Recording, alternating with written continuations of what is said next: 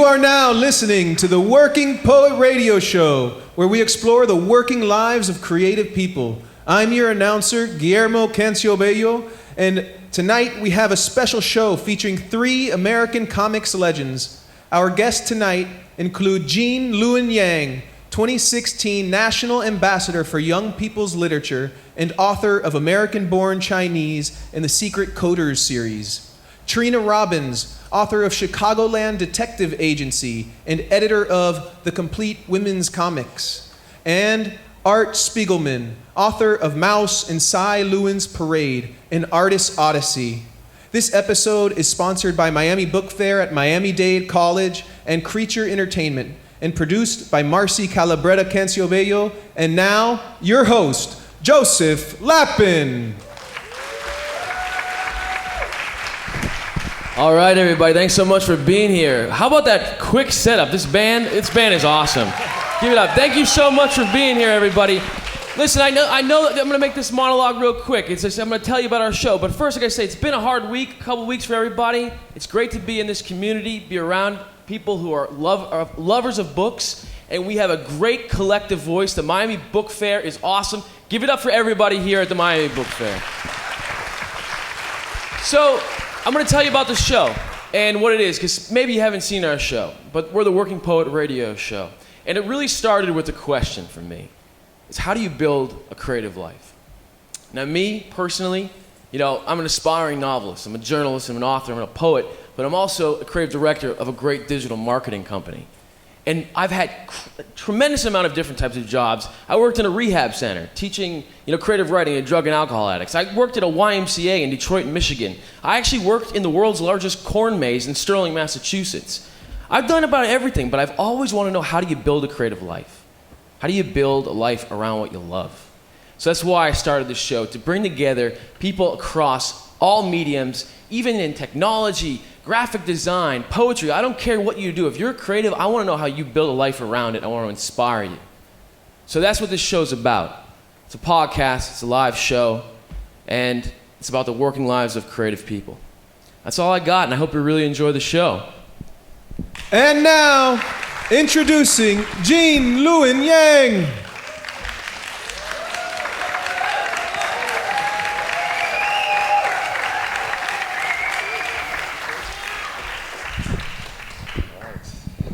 It's dangerous, all these wires over here.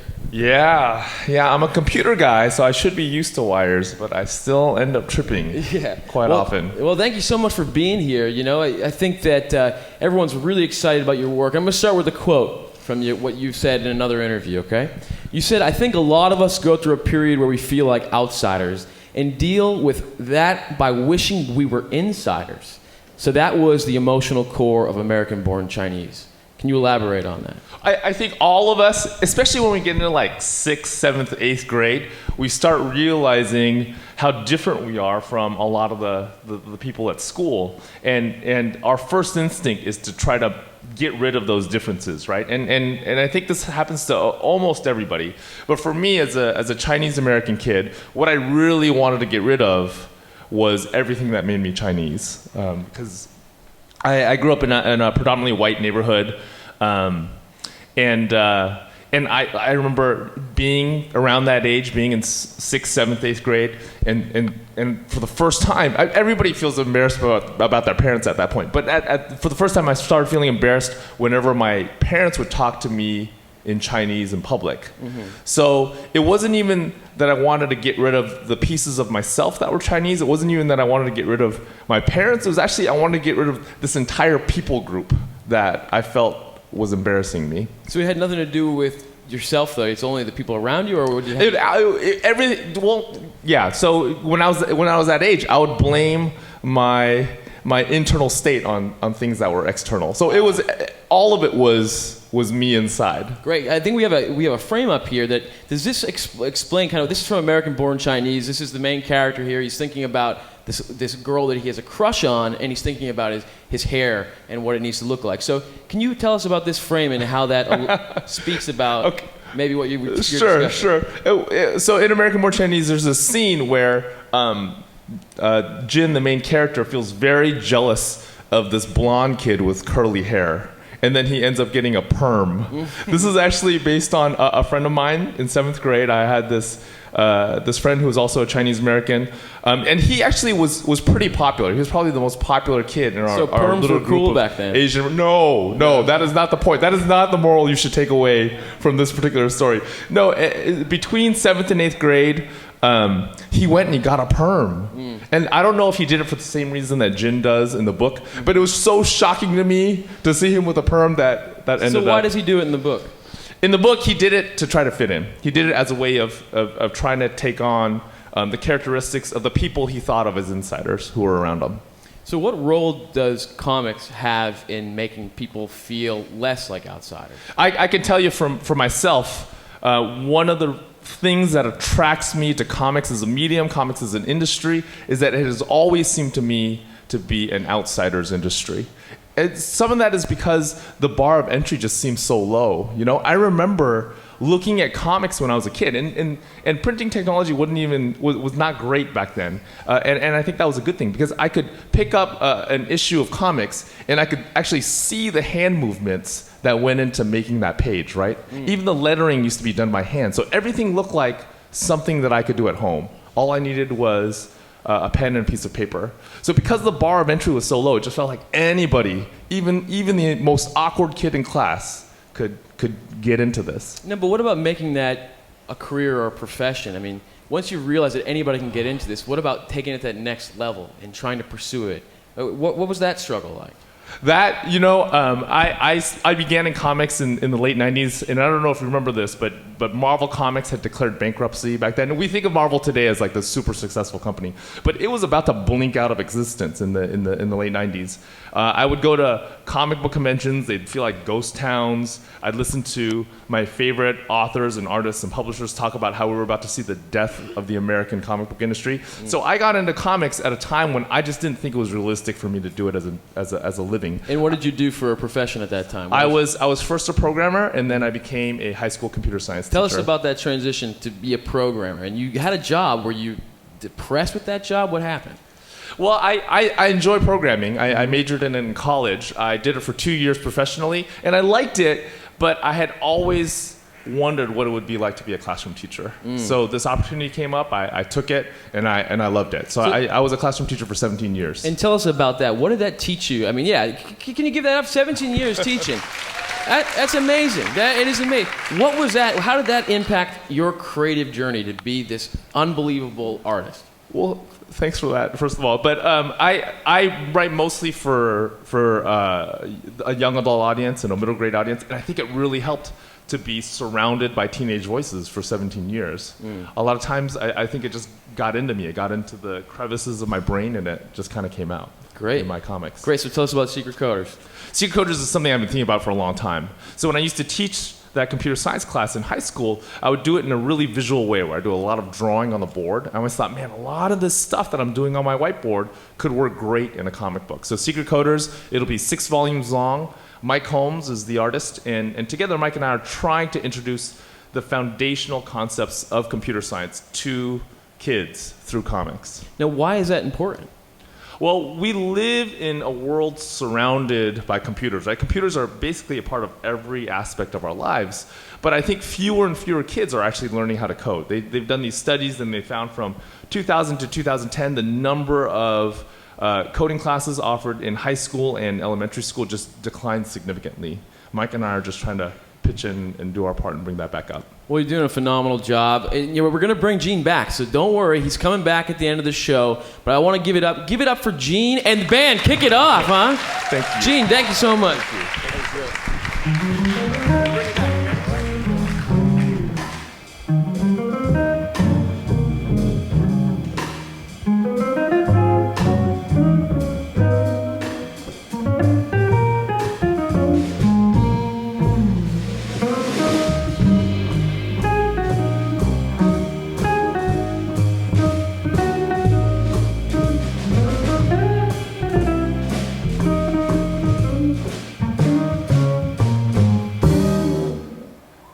And now, Trina Robbins.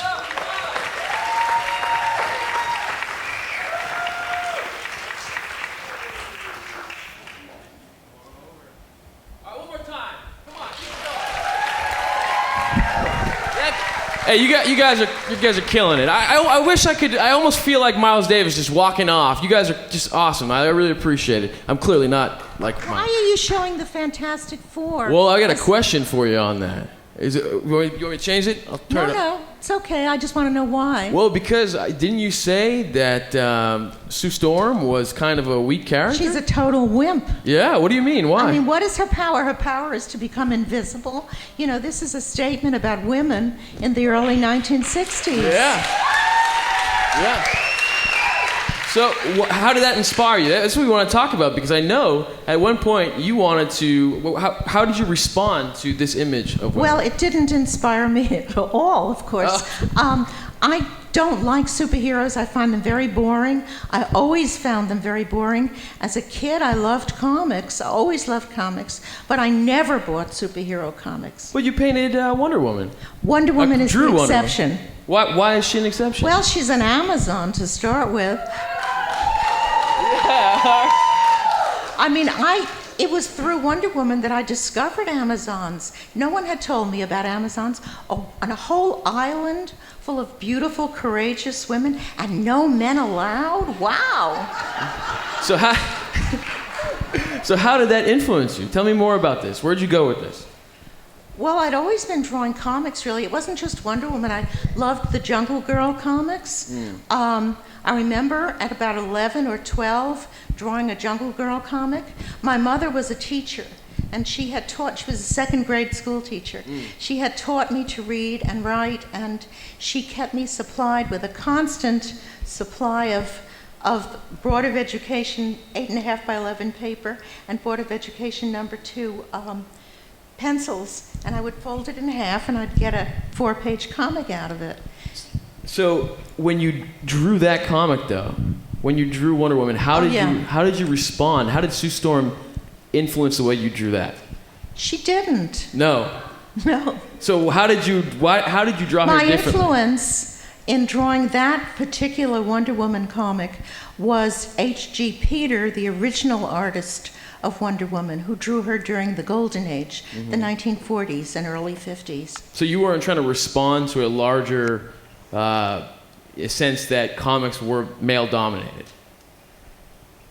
Say it again? Were you trying to respond to... No. No. Okay, all right, well, we're going to move on from that. All right, so tell me about why you dropped out of art school. Well, you know, I'd always drawn, and I was drawing just little pictures in pencil on paper, and I just wanted to really draw better little pictures. But that's not what they were teaching in art school. They were teaching huge wall-sized abstracts. This was Cooper Union in the late 50s, and they weren't teaching what I wanted to learn. I wasn't interested in painting huge wall-sized abstracts. What did you want to learn? I wanted to know how to draw those little pictures on paper of real things. So, but you did have a sort of a group that you met after art school, and it was sort of this underground comic group. Will you tell me about that influence on your life? Well, okay, we're jumping ahead now to the middle 60s. And suddenly there's this new thing called underground newspapers, and every major city has one. I'd been living in LA, and the underground newspaper there was the Free Press, and then someone showed me a copy of the East Village Other, which came out of New York, and it had comics in it. But the comics were not, it wasn't guys punching each other out, you know. It was comics that related to my lifestyle as a young hippie. There was even one called Captain High. That was like a satire on superheroes. And I thought, okay, this is what I want to do, something I can relate to. And shortly after that, I moved back to New York, which is where I'd originally come from. And it just so happened that a friend of mine was managing editor of the East Village Other. So I went to visit her, and I met the editor and publisher. And before I knew it, I had done a little picture, kind of a proto-comic, just one panel, that I wanted to give them. And they weren't, the office was closed, so I shoved it under the door, and the next thing that happened was they published it. So voila, I was a cartoonist. There was a moment, too, that you said that someone showed you an entire comic book, just a book. And it was shocking to you, right, at the time? You're talking about Zap number one. Yeah, I mean, up until then, and there were those of us, you could count them on the fingers of one hand, who were drawing for the underground newspapers, but it had never occurred to me that you could actually do a whole comic book. And this was the winter, I think, of 1968, and I spent a month back in California because New York winters are so wretched. And I flew to San Francisco from LA, and some friends met me at the airport, and without even saying a word, they handed me Zap number one. And it was like, oh, you can do this as a comic book. So at what point did you realize that there weren't enough women voices in comics? Well, it had never occurred to me that they were all guys until they kind of made it clear that they were all guys. And when was that for you? Well, little things were happening, just little small things like, this is still in the Lower East Side, Ed Sanders, who was a poet and also had this kind of alt-rock group. And he had a bookstore called the Peace Eye Bookstore, and he decided to do an exhibit of underground cartoonists, and he asked all the guys, and he never asked me. So it was like little things like that were kind of adding up. Gotcha. So then you started women's comics. What's the legacy of women's comics for you? Wow. Well, we were the first and the longest lasting anthology of women cartoonists. We lasted for 20 years, 72 to 92. And I don't think that there's any anthology that's lasted that long. Maybe Zap, and that's it. Great. So when you think about that, what is your best memory of that time in your life, working on women's comics? Even when it started, from the very beginning, it was like, my God, I'm not alone anymore. That's the best place to leave it. We're going to bring Trina back. Give it up for Trina. She is amazing.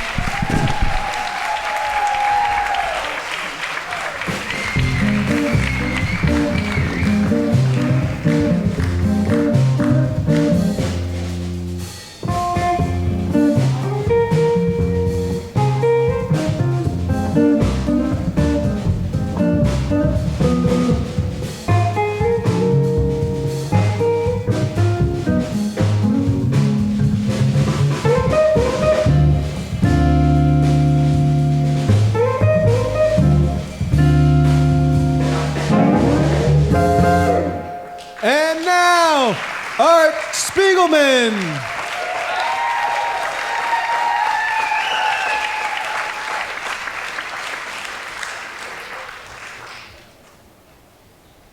One more time for Art and the band.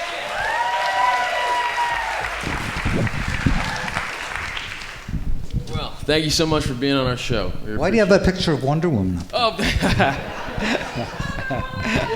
yeah, there you go. Yeah, and I should have switched it earlier, but so now we got Cy Lewin up there. We're going to talk about that. But so, I would like you to tell us, why is it so important that we know Cy Lewin? Well, at first it was because of this book, a book he did called The Parade, right after World War II, after he had been part of a secret op aspect of the armed forces in World War II, where the German native language speakers who passed IQ tests with a high score were used for propaganda and translation purposes. So he was at Normandy Beach right after the invasion, on front lines trying to get Germans to surrender from a sound truck. And of course he was the first person shot at because that's where the sound was coming from. And then he invented a better way of doing it. And I guess he's an artist who finds better ways of doing it, even if they're not necessarily normative. But what he figured out was if we drop leaflets on the Germans and they'd be in German, instructions on how to surrender. He understood the Germans could follow instructions really well, and it worked. So anyway, then he was on the front getting concussions, internal bleeding, constantly moving on schnapps, I think was his fuel, until he got to the gates of Buchenwald the day after it was opened. And then he said, I'm done. He had been a Polish Jew from Lublin who came as a toddler with his parents, a well-known Yiddish writer, although that's an oxymoron, and his mother was the granddaughter of the Wonder Rabbi of Lublin. They escaped Poland right after World War I and fled to safety in Berlin. And then in 1935, when Hitler came to power, he said, I'm getting out of here. I've been getting beaten up as the kike from Poland in the schools all the time. He left his family with his brother, went to France, eventually came to America and got involved ultimately with this, the Ritchie Boys, this special ops thing I was telling you about. During the war, he was remembering, he wanted to make something about this insane thing, this war. And he remembered books he had seen as a kid, which were these picture stories by a guy named Franz Mazaril, one woodcut per page, telling a story in pictures without words. So he began trying to figure out what he had wanted to say about the war thing. And after he came back from Buchenwald into a VA hospital, convalesced, he began working on this thing that became, in its first incarnation, 55 drawings that told the story of the war fever that infects humanity from generation to generation, and ultimately thereby leads to as much carnage as possible. The survivors hug their families again, and then another parade starts drumming into existence, and voila, we're back in a war, and it's recurrent from generation to generation. Einstein saw this thing as drawings in a gallery by a famous woman photographers named Lottie Jacobi, and she showed the drawings. Her friend Albert Einstein, she's famous for her portraits of Einstein among many other people, who was her friend, and he wrote a fan letter to Cy Lewin, basically ending with the phrase, our time needs you and your work. And that seemed true to me. Didn't take a genius to know that. I met him and we started working on this book together. So do you think right now, at this time, how does his work speak to our world right now? Wow. I mean, I thought it had something to do with our world even a year ago. Now it is our world. It is right now. Absolutely. We're there. We're in 1935. It's time for him to flee Berlin. So you're seeing this in this world. That energy in that painting, you feel it in our world today, in this work. Yeah, I mean, among other things, Cy was a kind of pre-postmodernist. He grew up soaking up modernism and then let his pictures inflect and change from image to image, making one long story about the horrors, the repeating horrors from generation to generation of war. And it scarred him deeply, and it made his work happen. On the other hand, he also began doing another kind of work, which was painting, which he had done since childhood. And he found his paintings after World War II, bizarrely enough, were beautiful. They looked like post-impressionist pictures. And those sold really well. And he found himself more and more successful, selling paintings for what would now be $100,000, $150,000 a canvas, selling out his shows. But the darkness beckoned, even though he said, after World War II, I banished black from my palette. And that's when he made these beautiful paintings. The black came back. And as a result, his painting was like reflecting his genuine moods. But that's not good marketing. You're supposed to find a style, a trademark, and keep hammering it home. And instead, he said, style I felt would choke me. I just need to make what I need to make. And eventually it led him to walk away from this and become more prolific and less known every year as a painter. But that tension, though, artists, grapple with this all the time. I have to make money, but he didn't. He thought art was priceless at one point. You said, and worthless. What he said over and over again was, art is not a commodity. It's priceless.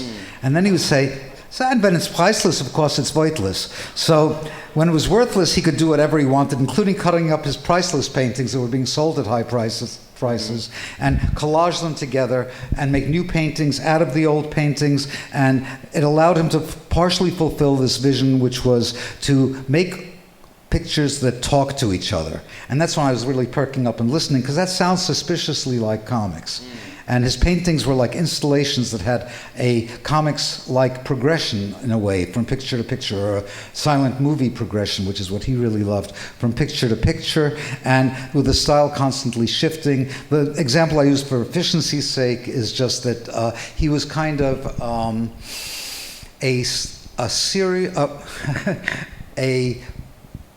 he was a pathological serial painter.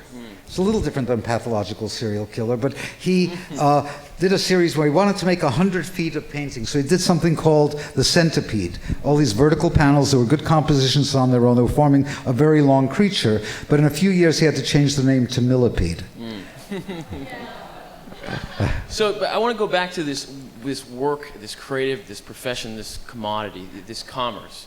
And you drew this, if I can get it to work. Ah, yes. The bastard children of art and commerce murder their parents and go off on a Sunday outing. It's a lithograph about the birth of the comic strip in America. So tell us, what about in your life too? Did this have a struggle, a tension in your life between? Well, yeah, there's mom being art, and there's dad with the money sign on his face being commerce. It's how, as a bastard child, I got born, you know. And I've spent years being kind of a slob snob. If it wasn't on newsprint, I had no use for it, you know. And it took a long time to figure out that maybe Picasso's the kind of cartoonist, he just works big.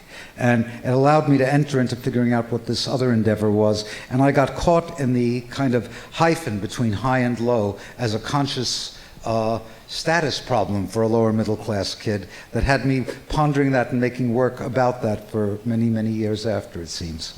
Great. And that's it. We're gonna bring Art. Art's actually gonna stay here. We're gonna bring everybody back. Give it up for Art Spiegelman. Band, kick it off real quick. I'm gonna give you a minute. Do you want me to stay there?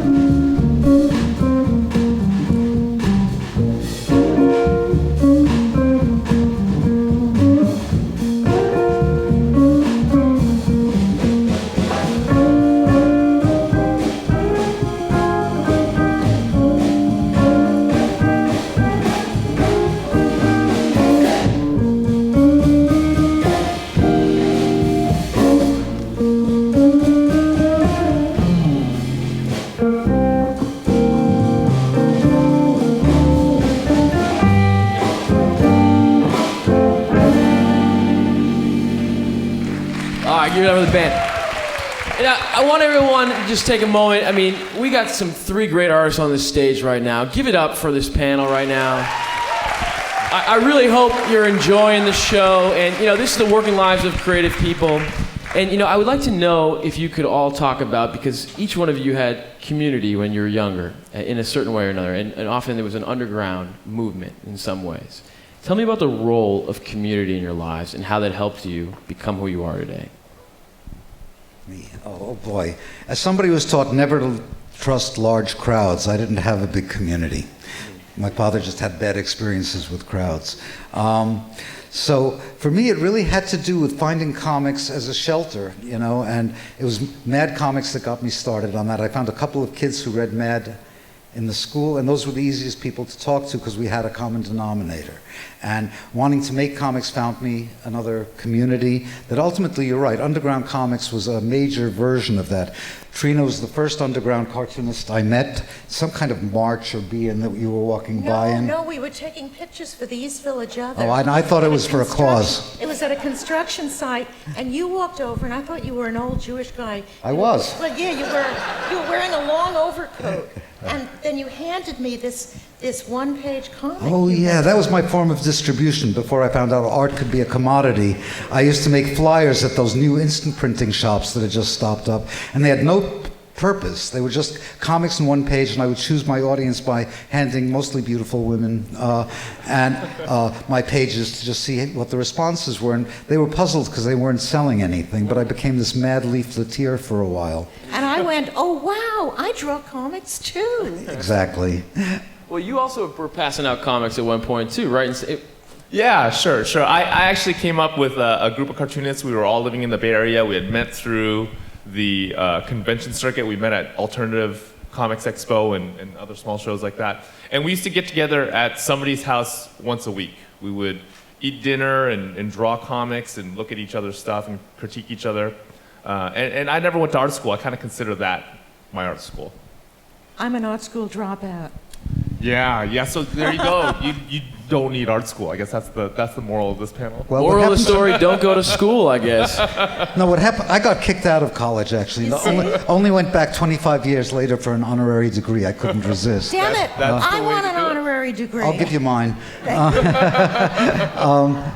But the thing really was for me that, like, when I'd gone to a vocational high school called the High School of Art and Design, formerly the School of Industrial Art, that had lots of cartoonists graduating, the only high school in America that taught cartooning as a subject.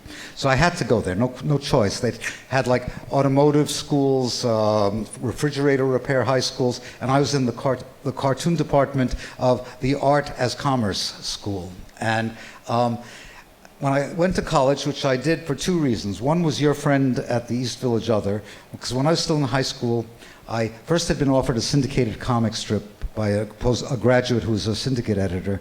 And he said, just make 5 more days of this thing you did as a school assignment, and we'll groom you for syndication. I did 3 more days and said, this would be a fate worse than death. If I do this 2 weeks of strips, I'll do it for the rest of my life. That sucks. So it made me try to figure out what kind of cartoonist I wanted to be, and I just knew that it was getting stranger, the stuff I was doing. And East Village Other had just started. I thought Captain High was kind of lame, so I figured It was lame. So I just figured, I'll go there. They don't have any good comics. And I brought my little portfolio of weirder and weirder comics, underground avant la lettre, surreal, strange poetry in comics form and whatever. Brought it to the editor, and he said, yeah, these are pretty good, but could you give us something with more sex and drugs? And I didn't know anything about sex and drugs, so I had to go to college. And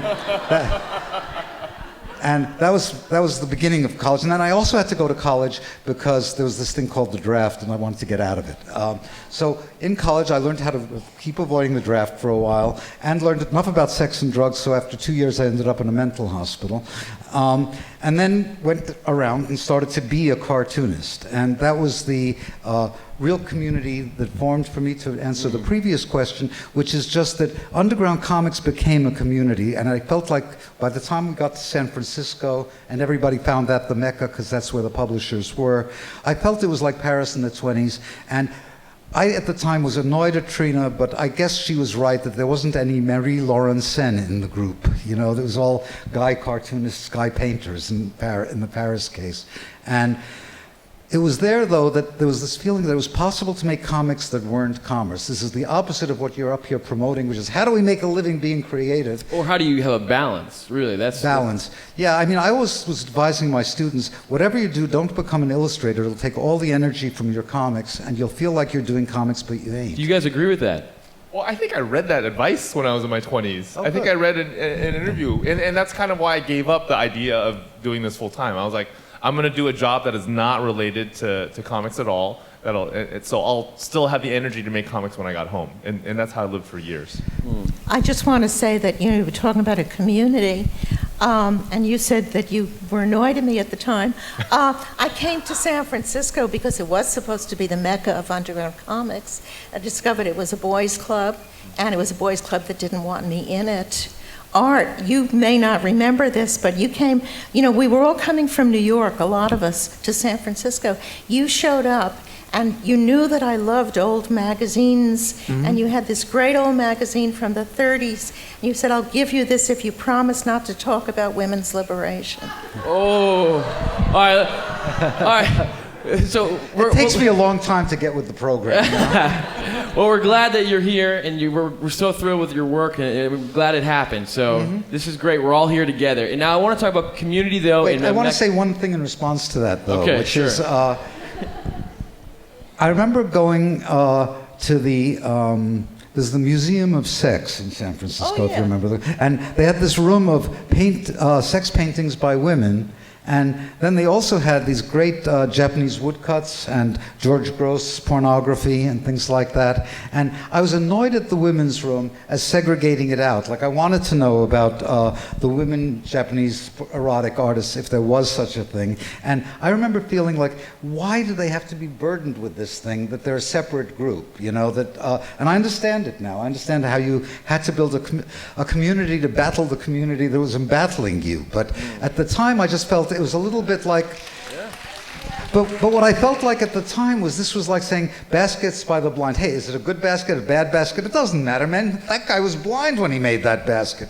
So I wanted it to get to the point that it's at now. Now it would be easy for me to name lots and lots of cartoonists I admire that happen to be women, some happen to be men. Some of the more interesting stuff in the alternative world right now is indeed by women. And it was a small, embattled group of women doing women's comics. It wasn't a place that felt like it was flourishing. It felt to me like it was an enforced ghetto. And I think I was one of the, the the Ringelbaum of that particular ghetto or something. You know, I was like part of the oppressive It was zone. hardly an enforced ghetto. I mean, if we weren't allowed into the boys' club, you know, we certainly didn't say, hey, let's have a ghetto. We just said, for God's sakes, let's have a comic of our own where we can be published. But now it's a giant gene pool. Yeah, A lot of oh, people yeah. making this stuff. It's an amazing thing that it's turned into. But so today is different. You know, you had a community, you had a time, you said it was like 1920s in Paris. But today it feels different. And I have two questions I want to make sure we get to. This one and one more. But what is the responsibility of art right now with all that is going on in our world and all the fear and all of the uncertainty? What is the responsibility of comics? Okay, well, I don't think that every comic has to say, you know, onward for justice and, you know, victory or death. Every comic doesn't have to say that. We can just tell stories. If you want to do a comic like that, To the Barricades, you know, you can do that, but every comic doesn't have to say something important. You know, just like books. Books can just entertain you. They can just be well written. And they can just be vile propaganda, and comics can do that too. Comics are a medium. It's the content that makes it really important. The amazing thing is that this is now a medium that can talk to a much broader audience. They're among those communicative objects that can talk across a lot of problems because they invite, the visual aspect of it invites you in. What I think, though, about this as an issue right now is I feel like I have to discard what I was working on 2 weeks ago, although I'm still interested in it, and figure out how to respond to an emergency situation. I just mentioned 1935 Germany. I think we're there, and I think we're going to be there for a long time. It's not possible to talk about it as a pendulum. Oh, it'll switch back to being another colored gentleman for president in a while. Don't worry about a thing. Whereas I think I was closer to thinking of this as Larry Wilmore's comment at the Rose saying, how does it feel to be America's last black president? I think right now we're at a point where it ain't swinging anymore. It's stuck. It's stuck at 1 minute to midnight. And this is dangerous enough for me to feel it viscerally. I can't be a political cartoonist just for the feeling that, like, okay, To the Barricades. This is like an SOS call from the deepest part of my psyche saying, shit, it's happening again. What are we going to do about it? Gotcha. And that means I have to revamp what I'm thinking about. Now, Gene, you do come at it from a different angle because you are really trying to use comics as a tool of education. So, and I want to leave it this question, give you the last kind of response to it, and then finish with one more. So, you know, what is, you know, to you the value of comics today within our world? I think just for me personally, if I think about responsibility too much, I will not be able to make comics, right? It can't come from your super ego. It has to come from your head. Yeah, it has to come Absolutely. from somewhere else. And for me, I think when I approach my comics, I just want to tell a story that'll keep you with me from the beginning to the end, and that's it. And anything else on top of that is gravy. Great. Now, so give it up for Gene. One last question. Yeah, come on, give it up for Gene. Oh, Trina's got something. I think that you know, we can fight back in many ways. It doesn't have to be with propaganda comics. I'm going to the March on Washington Nice. in January. Yeah, there you go. And now that I heard it's okay for men to come too, right? That's what I just Pardon heard. me? And I heard that it's okay for men to come on this Million Woman March yes. also. Oh, yes. So you're all invited. Brothers are welcome. Okay, great. So last question, because we got to wrap it up. If the people out there who are listening or, you know, going to listen to the podcast later, if you could inspire them to go for their passion, you know, give them any advice to become what they want to be, what would you say to them? If I can quote Joseph Campbell, who I adore, follow your bliss. Really, follow your bliss. People say, you know, people who don't know what they want to be when they grow up, it's like, well, what did you want to do when you were a kid, you know? At 11, I was drawing comics. I would say you got to punch your fear in the face. I think that's the main thing that gets in the way of artistic expression. But it doesn't have to be comics. I mean, what if you wanted to be a baseball player when you were a kid? You can still play baseball. I became a cartoonist because I could not play baseball. But for me, I think if we're going to quote people, I'll quote Samuel Beckett when he was asked why he became a writer, and his response was, "Not fit for anything else." All right, that's where we're going to leave it. We got to give it up for our guest one more time. And Art will not be signing books. He's got to catch a flight. But give it up, band. Let's hear you guys. Band, can you play us off? We really appreciate you. Give it up. Come on. That's our show. Thank you, everybody. I'm going to do a close.